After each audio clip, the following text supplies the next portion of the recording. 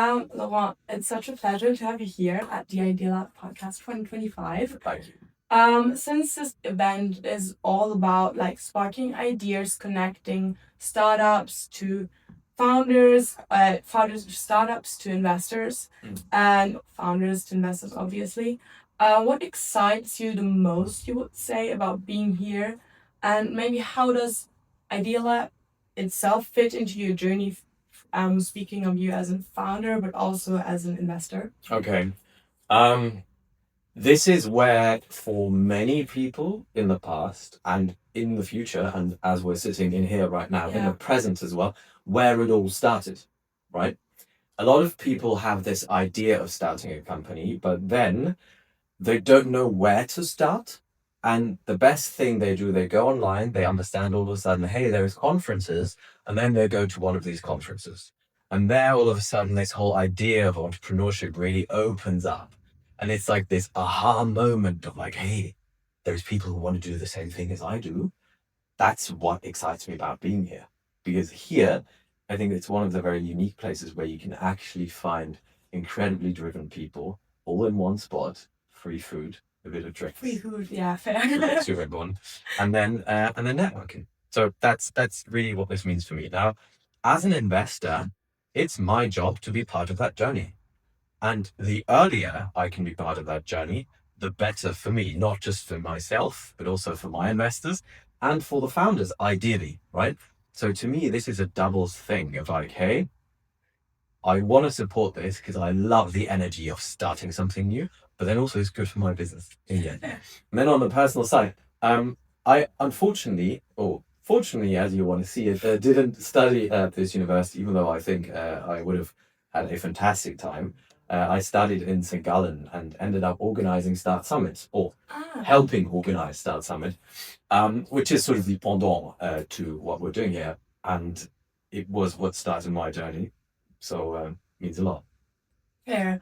What are you looking for? Like when you said that it's part of your job to be here as an investor, Yeah. just for like it's necessary to found, Yeah. or like for startups to have investors. Yeah. What are you looking for in the perfect startup or founder when you're deciding whether to invest or not? Wow, it's a big question, and everybody's going to give their own answer, so I'm going to give mine. I don't think there is the perfect setup. Mhm. If I was to chase the perfect setup, I would A, never make an investment, and B, do a really bad job if I found ever one. What you have to develop as an investor is a gut feeling within the first few minutes of talking to somebody that gives you this, wow, shit, I want to be part of that journey. But that was a journey developing your gut feeling, or was it just there when you decided? I don't think I've developed it to 100%. I'm not sure if anybody has. It was a journey for sure, and my journey started on the other side of the conversations, right? So I started as a founder, and when you do this for long enough, or you work with founders for long enough, you sort of develop this feeling of like, hey, there is something there. There's something cooking, or maybe also there is nothing. But I can also give you a very generic answer. And the good thing about 4P, the company that we are building, or the asset management company we are building, is that we are essentially able to join any type of founder that works in the impact space on their journey, because we have the financial products for it, so to speak. So I'm not even looking for, hey, I only do pre-seed and seed, hey, it only has to be ideation stage, whatever, right? I'm looking for somebody who, when I meet them, teaches me something about something they're incredibly passionate about, that opens my eyes, gives me a new perspective, and makes me go, oh shit, I would love for the entire world to have that perspective as well. Okay, that's a really nice answer. Thank you. You just hinted a bit that, like, looking at your journey, you just mentioned that you didn't start out as an investor, you started as a founder. I think that's really interesting. But would you say, how did the like startup mentality is all the hands-on mentality kind of, do you think like it influenced your acting as an investor now, and in the way you think, the way you act? Yes, certainly. If you do your job really well as an investor, it in many cases is a sales job because you can count yourself incredibly lucky if you can be amongst the very few that get to team up with amazing founders, right? Um, I think I'm pretty good at relating with the founder experience because I've had it. And to be honest, to be quite frank with you, this gives everybody who can say that an edge because there is investors out there who have quite frankly never just had I don't know, soup and ramen for lunch for about 2 to 3 months, right? So, and then there's this disconnect, and in between that relationship is money, and money is dirty in that sense, right? So, money obstructs things, it makes things abstract as well. Um, so, on a very human level, I think what we do at 4P and what I get to do myself is very defensible. Okay. What would you say? Like, are there any trends, or what do you think? Where are the biggest opportunities coming up right now when we speak of investing into new startups? Are there any trends you can see, or? Yeah. Because we are European focused, I'm going to speak about Europe.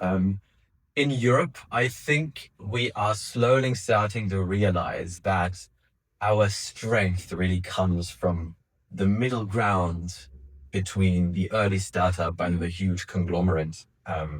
It is the SME kind of sector. And I see a trend of a lot of investors moving into this sector, trying to infuse it with cash and their knowledge to really, well, hopefully help Europe find strength, even more strength from within. So this could be people starting search funds, for instance, or this could be people who initially did venture capital going into private equity, right? So, for instance, us, quite similarly, we started in venture capital and we have just onboarded 2 partners in private equity, right? So I see there is a trend in all of this, and it makes total sense because Europe inherently is quite different to I would say the US model, even though the industry I am in was born and bred in the US.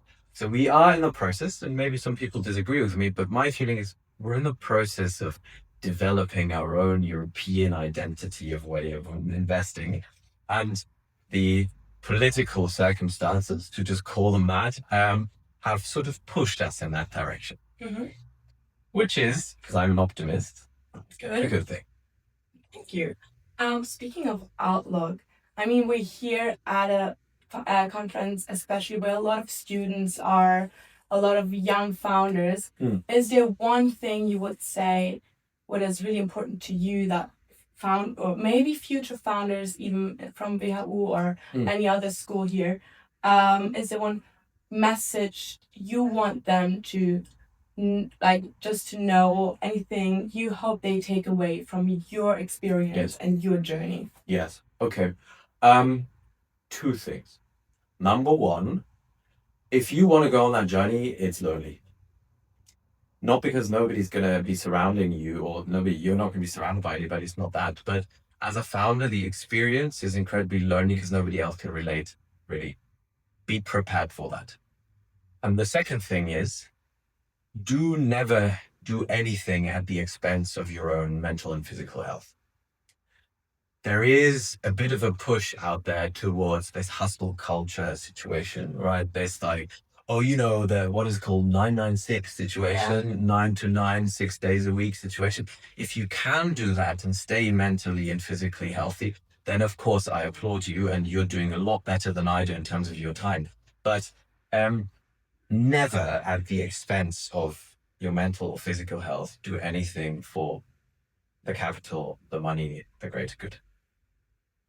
Thank you so much. That was really nice to have you here. And I'm really looking forward to your journey. Thank you. Thank you so much. I'm looking forward to yours. Thank you. Cheers.